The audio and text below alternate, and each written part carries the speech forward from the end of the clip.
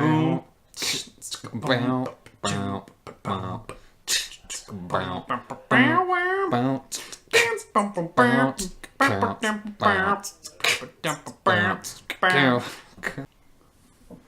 All right. Well, welcome to Cinema Transmission. Hey. It's Happy Valentine's Day. Happy Valentine's Day. We're when we're recording this. Yeah, it'll be afterwards, but Valentine's Day could be any day of the week if you love anybody, which neither of us do. No. I mean, sorry, Mom and Dad. I know you listen to this, but Mom and Dad. My dogs. You know, I have lots of people My friends. I could love, Yeah, but we don't love I choose nobody. not to. You gotta stay hard if you want to live this life, you know what I'm saying? And speaking of love, love sucks. Love hurts. Love's kind of terrific. When I say terrific, I mean terrifying. Terrorific. Terrific. That's what we're going to talk about today a little bit later on. Oh, yeah. Some horror movies. Horror movies. Some horror We're movies. talking about horror movies today. Talking about Shady Nasties, Shadynasties. Shadynasty. It's from Always Sunny in Philadelphia. Oh, okay. I thought that sounded familiar, but There's like, sure. Frank has got like Danny DeVito. He's like, look. Then they like said, Shadynasties, but it looks like Shady Nasties. And the guy's like, Shady Nasties? Like, it's Shadynasties, asshole. Wow. And so, yeah, great times. Watch that show if you I haven't. like that. I like that a lot. We both have seen some movies. Yeah, we do. We watch movies sometimes. We watch movies. Mhm. We both saw a movie separately, and everything was not awesome. Everything's not awesome, but that's okay. That's okay. Mm-hmm. What are we alluding to? We're talking about the Mega Bloks movie. the We're talking about Mega Bloks 2. emoji movie. The sequel. The Squeakquel. The second part. Ooh, yes. The Lego Movie 2, the second part. Uh-huh. They could have said second block. Fucking idiots. The second block. Second brick. Uh, It's lame. Hey, I honestly did not like how they named the second Wreck-It Ralph. Ralph breaks the internet. Yeah, they definitely had a chance to wreck the internet. Ralph wrecks the internet does But- sound a little better, but It's a little too maybe sensual for the kids, probably. yeah. I don't know. All I know is we watched Lego Movie 2, Lego Movie 2, second part. and I enjoyed it. Yeah, me too. I thought it was a really good continuation from the first one. Yeah, it pretty much picked off more or less right when it ended. Yeah. And continued with a pretty cool story that was grounded both in the realities of, that family that you notice at the end, and the characters of Emmett and the rest of the gang. Lucy, Batman. Like Batman, Mika Kitty. Mika Kitty, Metal who's a Beard. monster in this fucking movie. Mika Kitty's a monster in this movie. Yeah, it's pretty cool. But yeah, She's fun great. parts. Yeah, it's kind of cool how they kind of make fun of how everything's got to be dark and gritty nowadays. Oh, absolutely, yeah. I thought that was pretty cheeky, Pretty pretty nice. Pretty self-aware. Yeah, I like that. yeah. Which, the first one definitely was, and so it made sense. Yeah, it's definitely, it's like, I mean, I know it's not made by the same, it's not Lord and Miller, they wrote it, right? Yeah, they had a hand in it, for Yeah. sure. But you can definitely tell it's got a similar vibe to the first one, and also Lego Batman. Yeah. I never watched the Ninjago one. I've seen bits and pieces. It didn't seem bad. I mean, I want to see it, I just didn't, Yeah. I never really had the Right. the urge to watch it. Yeah. But yeah, I really liked it. I think it has a really good lesson to it within Yeah, it. for sure. It definitely kind of feels familiar, especially, it is definitely a sequel in the sense that it kind of follows a similar structure to the first one. But I don't think that's really a bad thing at all, because the characters are so fun, and it's obviously really clever. It's funny. The characters are still great. Seems like they're all having a good time too. That's exactly. No one is taking it seriously.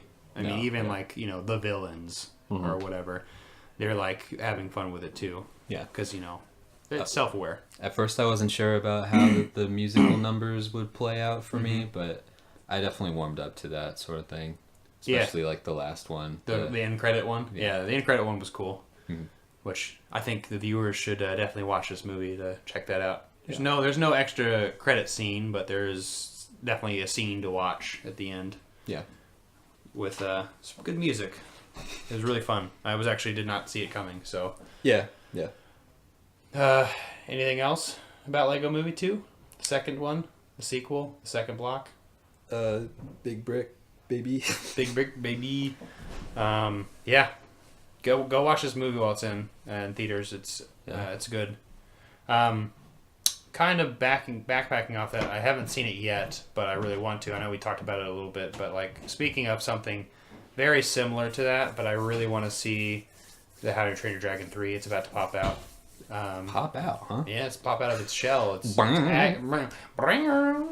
the heck is my? Oh no! Oh fuck! God damn it! You left it at home. Oh no! Fuck, Joey, go get yours. Okay, quick! I will be distracting them. So, nothing's happening right now. Words. No, I'm just kidding. But while Joey go gets the thing, How to Train Your Dragon 3. I'm really looking forward to watching that movie. The first two are just phenomenal, and this looks like a really good trilogy. And honestly, I could see the Lego second part being a trilogy as well. I think that it would be really interesting to see. Here comes Joey. Here he comes. Uh-oh. He's coming back. We got a nice surprise for you. You've been waiting for it. What is it? Guess I gotta be the whistleblower this time, baby. Haha. Here's Whistling Dixies. This one's kind of shitty, but oh well. I think you gotta break into it. Yeah. I feel like a fool. That's for me. That's better. I probably just destroyed everyone's eardrums with that first one. I hope. Yeah, you just put it right up to the mic. It's like, hey, guess what? Fuck you. Most painful podcast on the internet. Oh. You hear chainsaws and monster trucks. Chainsaws, monster trucks, and a slide whistle. The most badass podcast on the web. I don't know about badass. Badass. Anything but badass is. He's holding up this little slide whistle. It cool. is red, and red's the color of blood. Red's the color of anger. Shit. We're going to a dark place. We just talked about Lego movies, so yeah. Anyway, we gotta get out of here. As you were gone, I more or less just said I'm excited for How to Train Your Dragon 3. I really want to see it, and I do too. I recently bought the first two so I can rewatch them before this new one came out. I want to get those 4Ks really bad. I know you got the Blu-rays, but the Blu-rays, the 4Ks. Oh, your 4K Blu-rays, the VHSs. I don't know. Laser discs. Oh, I remember the laser discs. I remember they were right next to the floppy disks that I used to save all my Word documents on back when I was in second grade. Damn, dude. So you're really showing your age. I'm showing about my age. Now. Well, anyway, that's enough of that. What other movies have we seen? I've seen a few Netflix originals that have came about. I know of one that I've been wanting to see that I haven't seen that I think you saw. Which one? Velvet Chainsaw. Buzzsaw. That's what I said. What'd I say? You said chainsaw. Well, there's no proof of me saying that. There's a couple chainsaw jokes in Lego Movie 2, so I understand why that might be on the mind. And the proof is if we rewind this, so it's going to be there. I definitely fucked up. How dare you? So, Velvet. We got to re-record this whole episode again. Fuck. That's didn't even try. I just slid the whistle without blowing into it. I guess that's. It's really fucked up. I don't know. Yeah. Anyway, Velvet Buzzsaw is basically kind of like a satirical sort of look at murder. The LA. Oh. Like LA, like the modern art community in Los Angeles, and I guess it's supposed to be like a dark comedy. Oh, so is it like, and obviously this is because Jake Gyllenhaal's in the movie. Yeah. Is it kind of like, Nightcrawler? Nightcrawler meets Nocturnal Animals meets like something funnier? I'd say it's more like self-aware. Nocturnal Animals. Yeah, that's what I was thinking. It kind of reminded me of that. Because they are, I mean, obviously you have Tom Ford, who is what he does, you know. Yeah. Right. So that's what I was thinking, but yeah, it is definitely like Nocturnal Animals. That's a movie that I'm not sure how I would feel about it on revisiting it, but it's definitely that sort of thing, just like looking at art and, you know, showing how ridiculous it is and how kind of loony people are about it. Mm-hmm. And this movie, I don't know if you've seen much of the marketing for it, but it kind of really leans into the fact that it's kind of like sort of horror oriented. Yeah, that's what it looked like. It's got like elements of that. It's like American Psycho-ish. Sure, yeah. Anyway, I was really underwhelmed by this movie. It felt like it had a real problem about identity and about kind of knowing what it wanted to be. Because there are moments where it's really like super campy and silly and gory, which those moments are really fun, but they're really few and far between, where a lot of it is just kind of... They didn't have the tone right. Yeah, a lot of it... Is that what it was?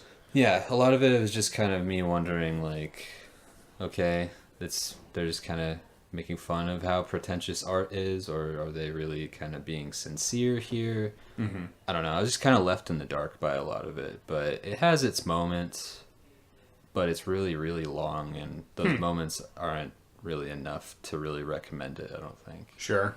Well, I'll definitely, I mean, even though we're not, Joey's not recommending it, I'll watch it on Netflix since it's there, and that's kind of what Netflix has. I mean, Netflix has been, lately, been pretty good with things, but at the same time, like, it always has a healthy dose of things that are not good, like Bird Box or...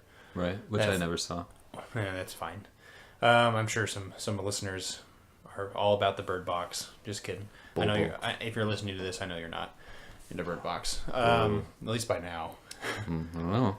Maybe. I don't know. But anyway, that being said, yeah, Netflix has some hit and misses. Roma being the biggest hit, probably, of the year. Yeah, Roma, Private Life.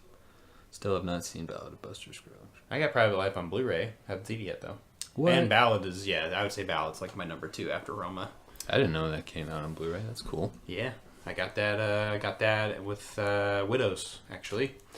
The Steve McQueen movie that Joey here actually told me about.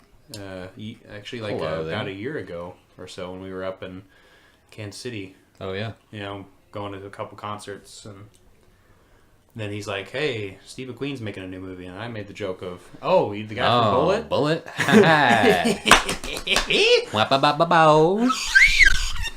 Woo! I definitely fucked that one up, didn't I? I don't know who Steve McQueen is, 12 Years a Slave, and all this other stuff. Yeah. Then I told you about it, and you're like, oh. Yeah, man, am I a moron? Oh. Some good releases. But yeah, I'm looking forward to A Private Life. I guess I'll begrudgingly watch Velvet Buzzsaw. Mm-hmm. You saw something else on Netflix? Yeah, a really good one, actually. So opposite. Yeah. Steven Soderbergh's new film, High Flying Bird. Oh, I didn't know that was out. Yeah.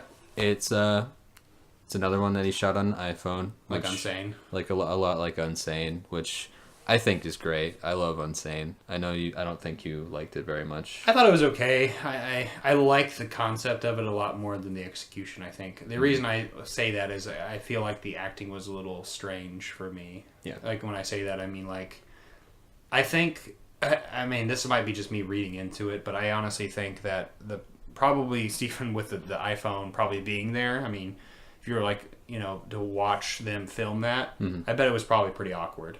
Yeah. And when I say that, I mean, like, I could tell because it didn't feel like a normal movie. Yeah. If that made sense. It's pretty jarring.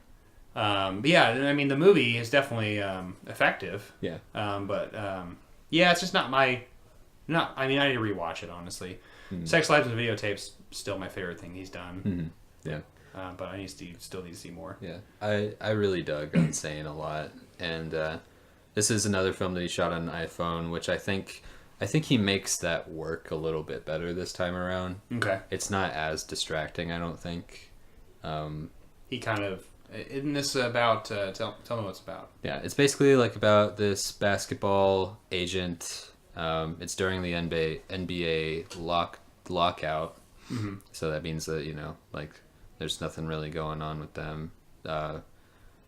and I don't really know a whole lot about basketball or the inner workings of it at all, but it's basically about this guy played by Andre Holland, who's great. He was in Moonlight. Okay, yeah. He was he one of the? He was the middle? The guy that works at the restaurant. Oh, okay. Yeah, at the very, very end. Yeah, he's the lead in it, and he's wonderful. And speaking of Moonlight, the screenwriter for Moonlight wrote the script for High Flying Bird.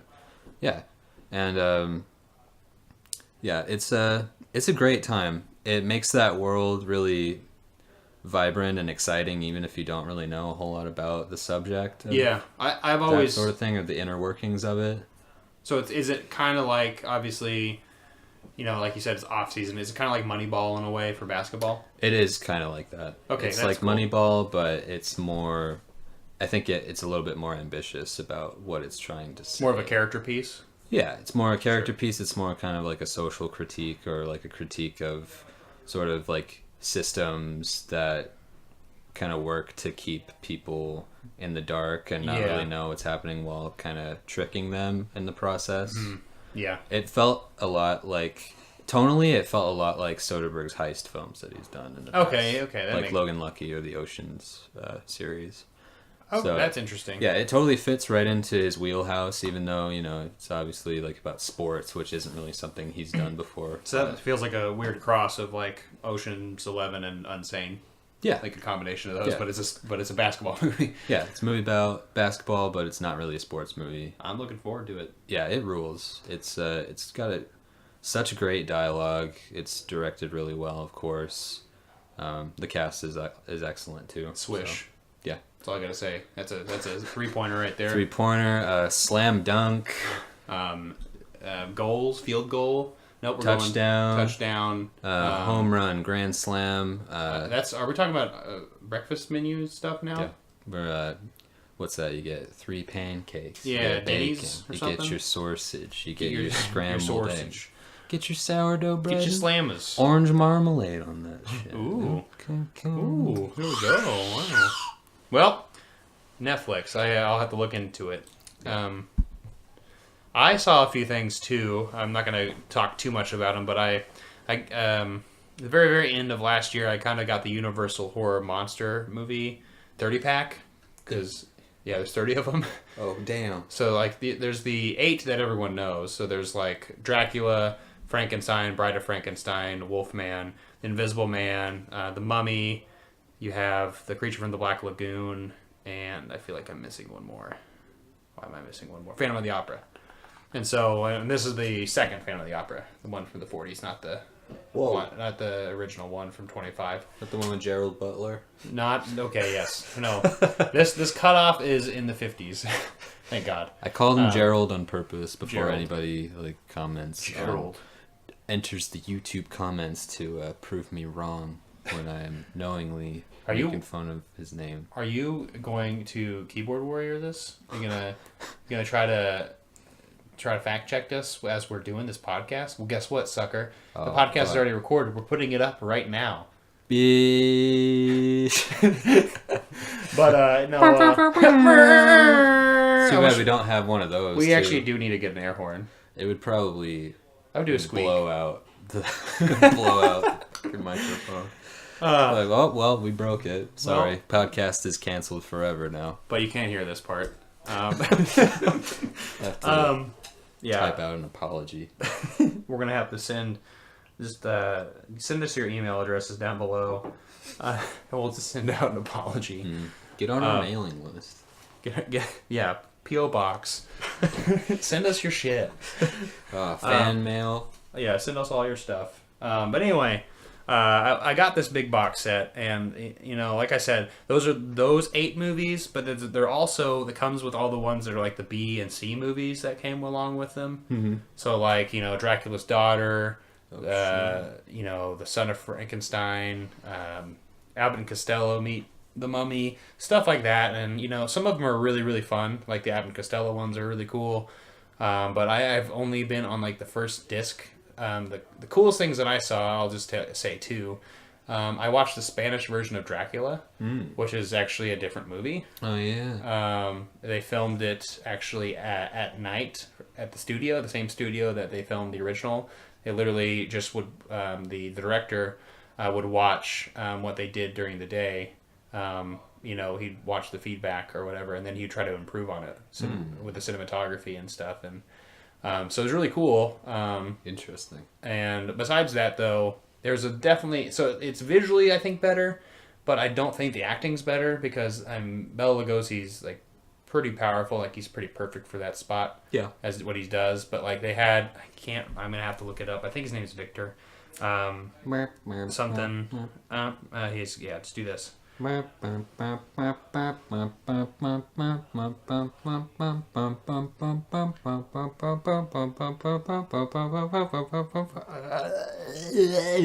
soon as he did it, I found it.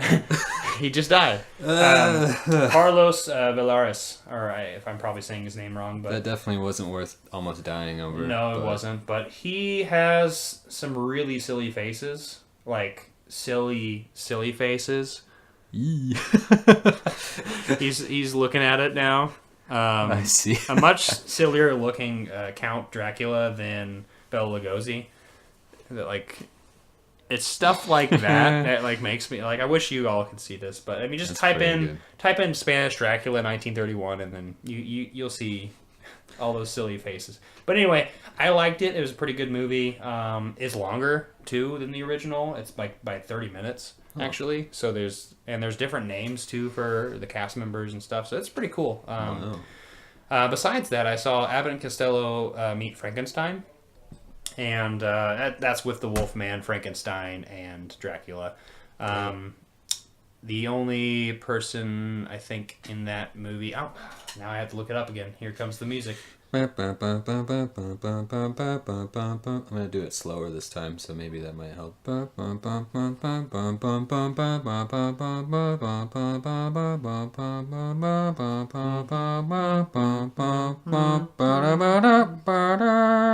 we are. Lon Chaney Jr., who was the original Wolfman, was in there as well. Bela Lugosi actually reprised his role as Dracula, which was really cool. And then Glenn Strange actually played the Frankenstein's monster instead of why am I blanking on his name too? Anyway, no. We're not doing more. That. Be sure. I know who this is. I'm just literally blanking because we're doing stuff, so I don't exactly know. But anyway, it was a really, really cool box set. I'm really looking forward to like going into it a little bit more. And looking more into everything. Interesting. I didn't know how like dense those movies were. I mean, they're not all that great. Some of them. I never knew that there were like that many. I guess. Yeah, there's a lot. Yeah, quite a bit. But yeah, I'm excited to go through it. I think I have about 20 more left, probably. You excited about Dark Universe? I never watched The Mummy with Tom Cruise, but I think is that scrapped? I mean, yeah, it is, but good. It's funny to just joke about how it's still a thing, even though it's not. I mean, if it wasn't based on that fucking Mummy movie, then I would actually be kind of excited for it because I do like kind of stuff like that. What if it were based on Dracula Untold or I, Frankenstein? A little bit better, but not at all. Not at all. That's better. That's fair. Yeah. I would want it to be like a Del Toro project. Yeah. That would be cool. Yeah. That would. So, want to go on to our main topic? Yeah. Speaking of horror. I'm going to get you. I don't know what the fuck that was. I don't know what it was. It was scaring me. Cheddar Goblin. Mandy. Anyway, yeah, this was my choice this week. What are we doing?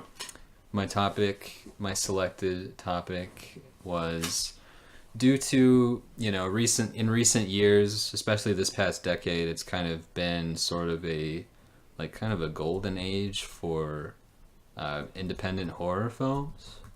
There's been countless, at least like a few a year that are just like really groundbreaking, atmospheric,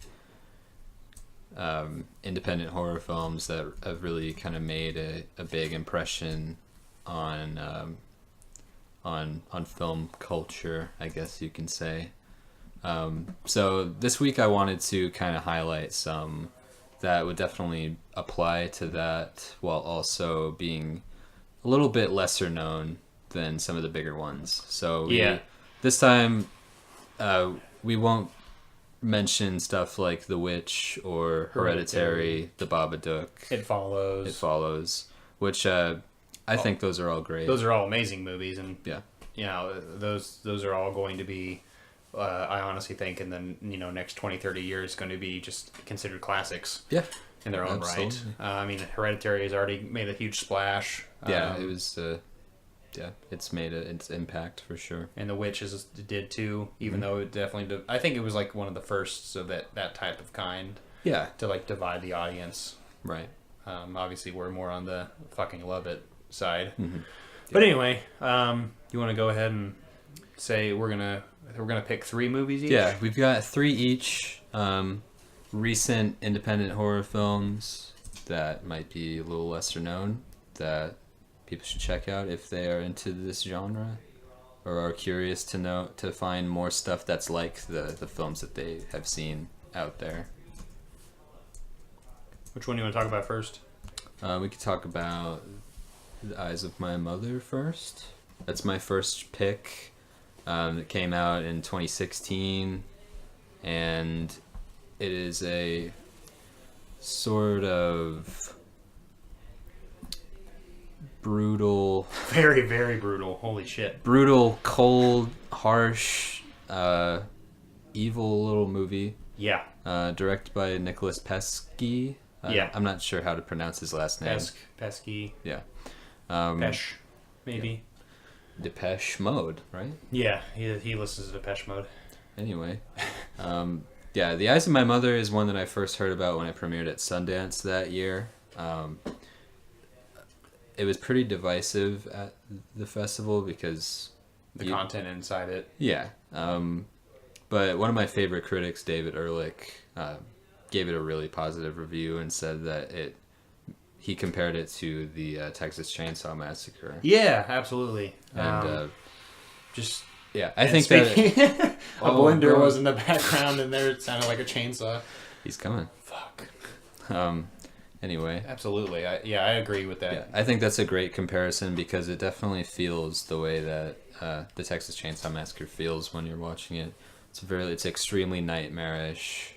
Middle of nowhere, but in the middle of something very common. Isolated and just really makes your skin crawl. Yeah, and I want to talk a little bit. I mean, so I don't want to get obviously into it. Yeah, but, we want to talk about what it's about. But visually, it's fucking fantastic. Like I love the cinematography. Yeah, it's shot in black and white. Yeah, and it's really short. It's like 73 minutes. Yeah, it's not an easy. It's not easy. It's not easy. I actually think I say 73 minutes, but like it drags though too. Yeah, it's a slow burn to an extent. Yeah, but I felt every minute of it. That's why I was like, from the opening shot, I was like, oh, this is gonna be this is gorgeous cinematography, and then got sucked into the movie. Yeah, and then some really awful things happen. Very awful things happen. But basically, The Eyes of My Mother is about this young woman that lives pretty much on her own in the middle of nowhere. Parents were from Portugal. Portugal, I believe. So. Yeah. Yeah. Basically, there's something really tragic and terrible happens to her when she's young, when she's a child. Mm-hmm. And basically this experience kind of psychologically... Traumatized her. Yeah, traumatizes her and leaves her sort of in a really broken, insane state. Yeah, I would say so. Yeah. And then the rest of the movie is basically just seeing who she becomes as an adult. Yeah. And, it is really an interesting character study on, something of a traumatic event, changing somebody's, without any, spoilers, you see something unfold and you can't keep your eyes off of it, but at the same time you want to look away. Yeah.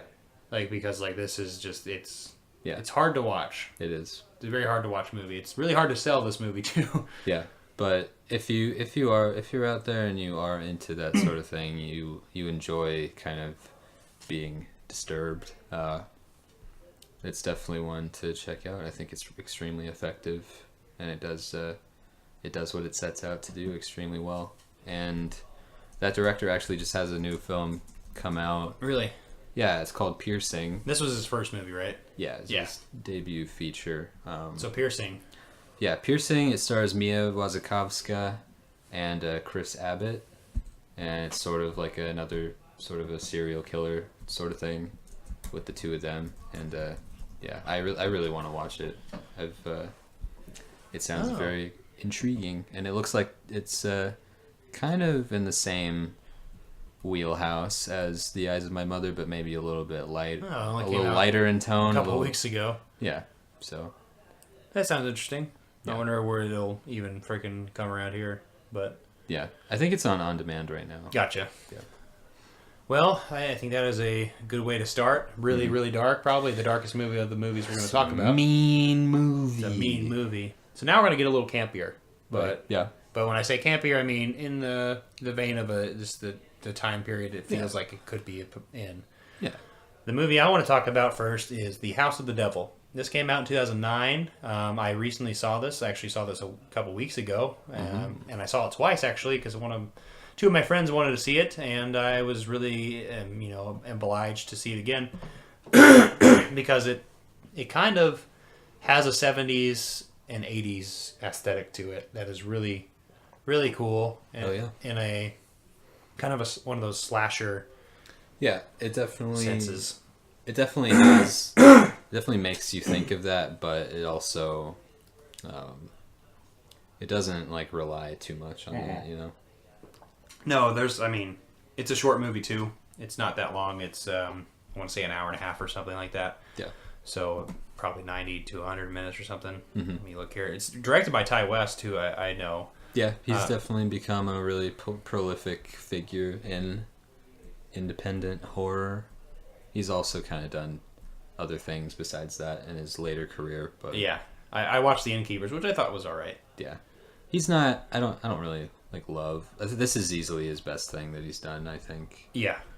So, more or less, just the kind of the setup as Samantha is the college student who just moved into town, is trying to get out of her apartment or college dorm, I guess, because she's got a roommate that is doing college things all the time. Yeah, is that Greta Gerwig? Yeah, it is Greta Gerwig. Yeah, that's great. Yeah. I forgot that she was in that. Yeah, it's Greta Gerwig.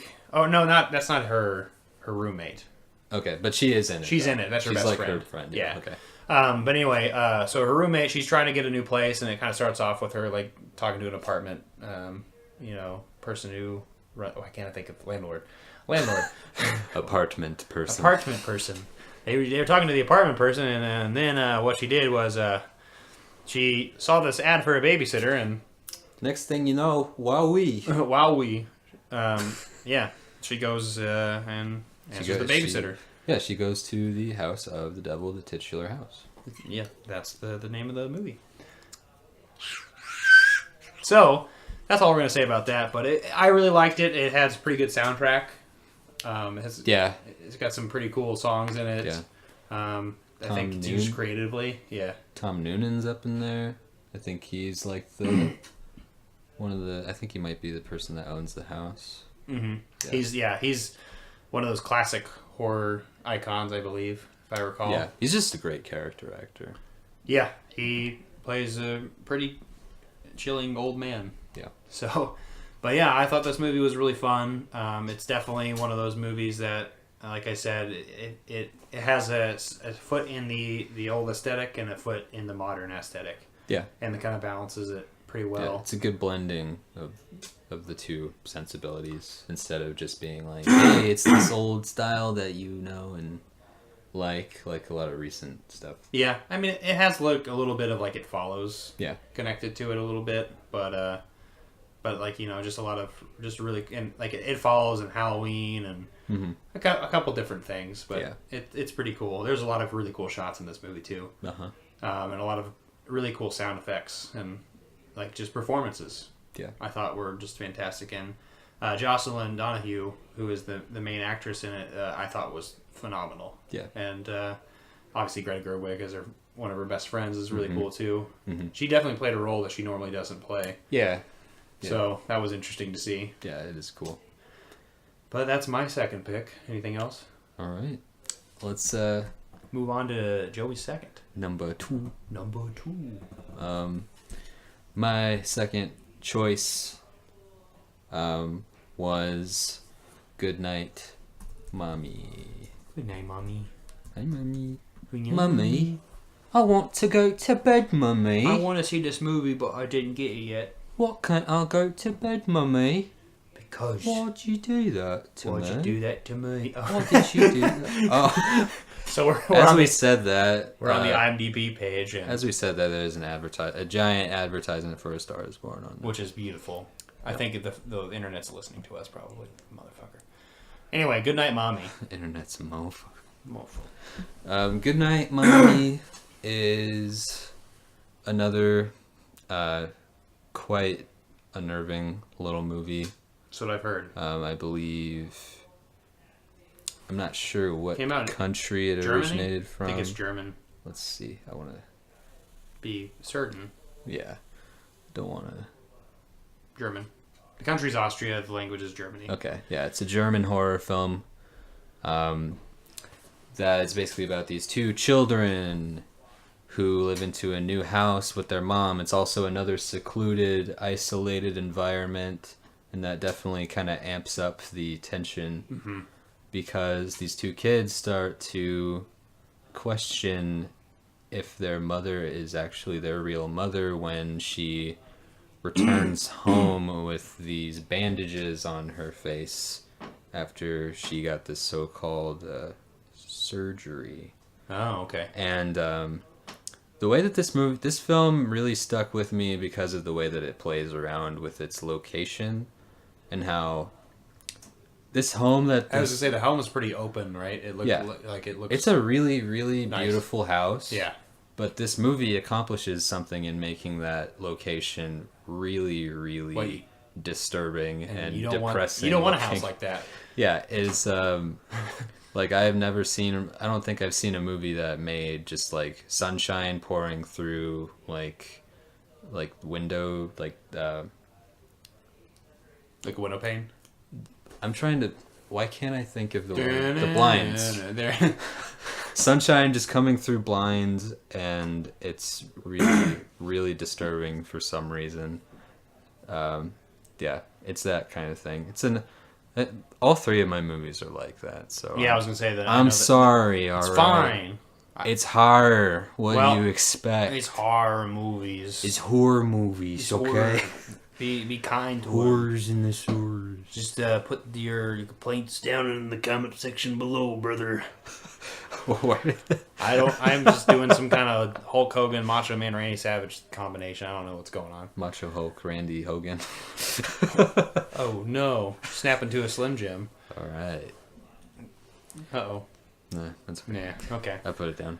You want to move to? What were we gonna say? I also want to say that in addition to it having a really effective setting in being a frightening film, it also has a monster in the mother. She's basically wandering around this house with these bandages on her face, and she looks fucking terrifying. Yeah, just looking at the still image from this there trailer. are a lot of shots that are taken from a distance of her just like in the corner of the room, and you just see like just her face, and like she's far away and in the dark, so that like you just see her bandages and her eyes kind of like just look like black holes, and it's genuinely it's very frightening. I want to get this now. Yeah, it's pretty awesome. And it's another film that the director that made it has another movie coming out this year too. Is it this guy? Both of them, I think. Oh, both of them. Yeah. It's directed by. It's got two directors. Severin and Veronica. Yeah. They have a new film coming out this year that premiered at Sundance called The Lodge, which is also another another horror film set in a isolated location. Well, we like these things, I think. Yeah. I think that's a common trend for us. Yeah, I'm looking forward to that. And I think Goodnight Mommy is a really effective little movie and should be checked out by people. People in need. People that got eyes that want to view them. Ooh. Or use them to view things. Well, I am going to continue with the foreign kind of outlook with a movie from 2014. A Girl Walks Home Alone at Night. This is an Iranian vampire film. Yeah. And it is also in black and white. Mm-hmm. And it's just in this deserted ghost town. Mm-hmm. And it's just a bad place. City. It's a really, it's like a bad city. That's what it's called. But like, it's just a bunch of these people are just like living their lives, but it's just a crappy place to live. And yeah. And then there's this girl who dresses like a vampire. A vampire. A vampire. A vampire. But this movie is just super great with atmosphere. Yeah. And cinematography. It's super unique too. Yeah. It's got its own sort of vision. Yeah. I haven't seen anything like this movie ever. Yeah, definitely not. And it stars Sheila Vand, who I believe is the main actress here. Yeah. Who is fantastic. She's in Argo as well. Yeah, she's the mom in and We the the Animals. Yeah. She did phenomenal work here. Yeah. But I haven't really seen anything by the director, Anna Lily. Yeah, she did The Bad Batch a couple years ago. Oh, okay. Which I enjoyed. A lot of people didn't like that movie, but I thought it was pretty good. It's not as... I didn't enjoy it as much as A Girl Walks Home Alone at Night. Yeah. But...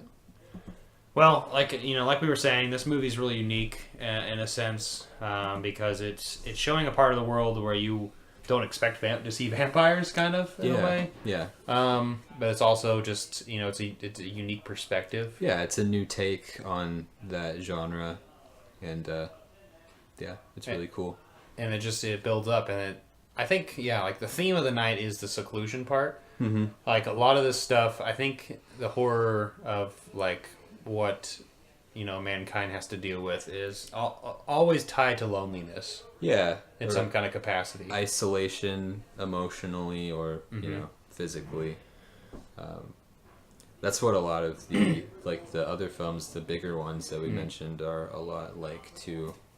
I think that's sort of at the core of them. Yeah, all. Hereditary and the Hereditary, Witch, for sure. Witch. Absolutely. Yeah. So that's my second pick. Joey, what's your third? Heck yeah, brother bear. Alright, my last one is an Australian one. It's an Australian movie. It's yeah, it is. It's Hounds of Love. Hands of Love. Yeah, which it's definitely horror, but it's not so much. It's more like a just really grim drama. Yeah, it's grim kidnapping kind of drama movie. It's about a young woman who's abducted in a suburban Australian town, and she is pretty much tortured by this crazy weird couple. Yeah. It's a serial killer couple. Yeah. And basically she has to figure out how to survive in this situation, and she figures that the best way to do this is to find a way to come between the two abductors, and it's sort of like a really interesting little character. I don't know. Study character. Yeah, there's a lot of nonverbals in this movie. Yeah, it's an interesting look at these three people and the roles that they take on in this situation and how they change and how they influence one another. It's really, really interesting. It's incredibly well acted too. Yeah, all three of them are just phenomenal. Emma Booth, who is the main protagonist. Yeah, and Stephen Curry and Ashley Cummings. Yep. Yeah. It's a really. This is probably out of the three that I have here. It's probably the most emotionally charged film, which I was definitely surprised by. It is called Hounds of Love, and it's a film about love more than I anticipated it to be. Yeah. It's about sort of the dynamics with relationships, which is kind of insane considering what it's about, but I believe it is. The dynamics of how much we do for what we do for each other, and kind of making realizations about someone who you thought you knew. It's really, I think it's pretty brilliant. It's a great movie. Yeah, but it's once again, just like the other movies we've talked about, this is a very hard movie to watch too. For sure. It's got some torture in it, and it's got some torture, some graphic stuff in it that is not suitable for children. No, not at all. I know our target demographic is 12-year-old little boys, but sorry, kiddos. Oh, okay. Yeah, 12-year-old little boys. 12-year-old little boys. Sorry, kiddos. No Hounds of Love for you. Oh. Anything else to say? I believe that's all. All right, we're going on to my last film, and it is another foreign film, but this time we are in South Korea. Ooh, it's a good one. This is literally like one of my favorite movies I've ever seen. I freaking love it. The Wailing. Came out in 2016. This long horror mystery. 2.5 hour, like... Almost 3. Like a police procedural... Yeah. Turn horror. It's like... The best way I can describe it is like Silence of the Lambs meets like The Exorcist.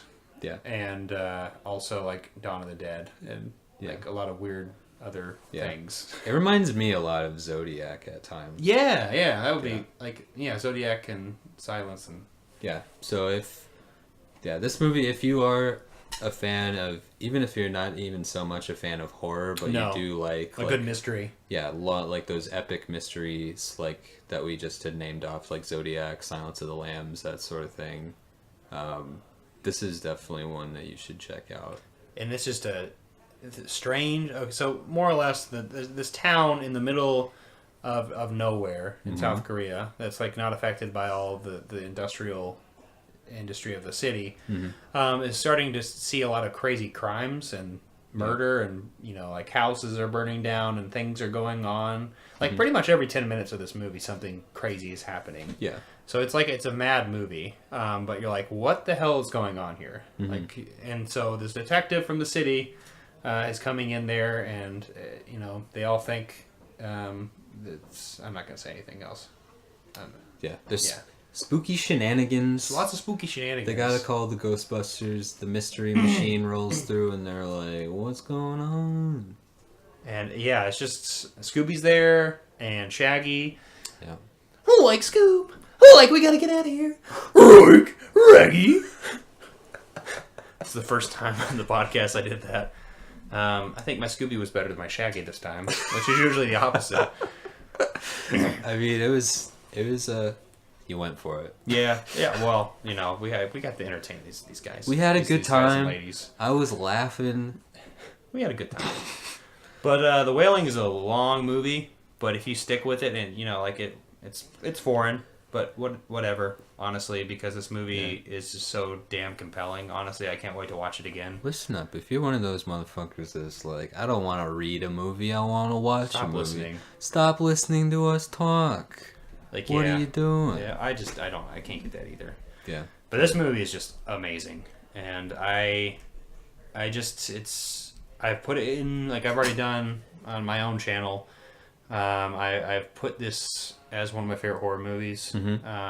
Ever, and I 100% agree with that.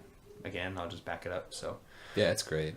I don't know if it's on Netflix anymore. I don't think it is, but maybe. I own it. It's fairly easy to get. Yeah, I have it too. It's relatively cheap. I think it's around $15 or less on Amazon if you want. All these movies are on Amazon, and all available on Blu-ray, and all probably around $15. depending on which one that is. But some of them are a little cheaper. Some of them are maybe around $20, but they're not that bad. Yeah. I definitely check out all of these movies because... Yeah, have yourself a little horror marathon. Scary. Yeah. Get spooked with your friends. Yes. Maybe space some of this out because you will feel really shitty at the end of this entire experience. You need to take a few showers. Yeah, a lot of these movies make you feel kind of awful. Kind of icky, baby. Yeah, it's not fun. Yeah. But anyway, that's all I got to say about The Wailing. Anything else to say? All I got to say is, at the beginning of the episode, we were talking about how love is bad, and so you got to watch these horrible movies to balance everything out. But you know what? Love's not so bad. It's pretty good most of the time. Okay.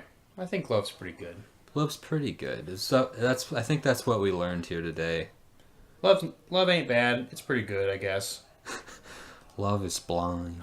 You know what they say? Love is blind. We done? I suppose. You want to talk about the genie from Aladdin? Talk about true horror. Yeah. It's the scariest thing that we'll talk about this time. I guess we can just briefly say something about that. Yeah, that's... if you've seen the new Aladdin teaser trailer, Will Smith is Uncle Phil's body. Ooh. Oh, boy. We don't really talk about trailers on this show, but damn.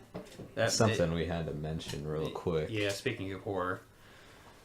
Well, we'll just have to wait till this movie comes out, Will Smith as the swollest Smurf of all time. You never heard of him? He's the genie. Oh, boy. Well, good luck, everybody out there. Try to find love, not in the genie. Find love. Find, I don't know. Scary. I was about to say find death, and I don't know if that's such a good thing to tell people. Anyway, happy belated Valentine's Day. Happy belated Valentine's Day, guys. We love you. We love you. Goodbye. Huggies and kissies. Moo moo moo moo. Whoop.